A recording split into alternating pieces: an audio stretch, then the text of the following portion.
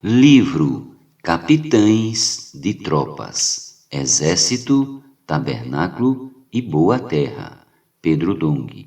Capítulo 4. Tema desta semana: a reconstrução do templo e dos muros de Jerusalém. Meta de hoje: leitura das páginas 58 a 59. A relação entre a reconstrução do templo e a história da igreja.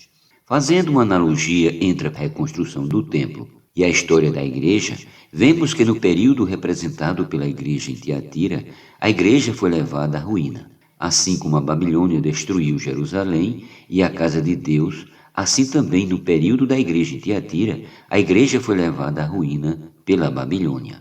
Para compreender melhor essa analogia, leamos Apocalipse.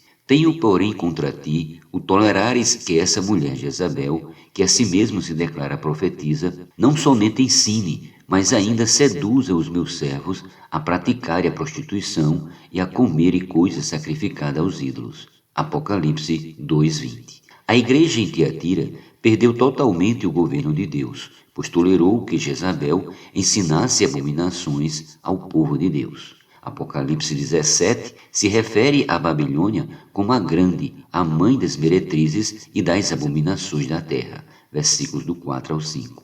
Percebe a relação do período da igreja em Tiatira com o cativeiro babilônico? Era exatamente igual, pois a igreja estava desolada, não tinha o governo de Deus, não tinha a palavra profética. Tudo era abominação e prostituição espiritual. A diferença é que a igreja não passou apenas um período de 70 anos cativa da Babilônia, mas cerca de 1000 anos.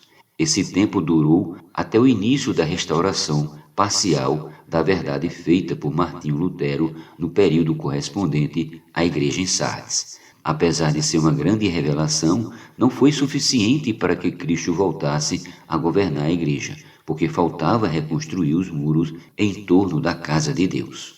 De acordo com Neemias, os muros da cidade de Jerusalém precisavam ser restaurados. Os portões precisavam ser assentados de novo. Era necessário estabelecer o governo de Deus dentro dos limites dos muros, pois mesmo com a reconstrução do templo, a cidade continuava vulnerável.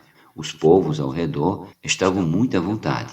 A prova disso é que, à medida que os muros eram restaurados, aumentava a ira daqueles que tinham liberdade de entrar e sair da cidade antes. Neemias 4:7. Querido leitor, assim como foi restabelecido o governo de Jerusalém, Deus precisa estabelecer seu governo na igreja. Sabe por quê? Porque os povos pagãos não têm liberdade de falar ou fazer o que desejam na casa de Deus.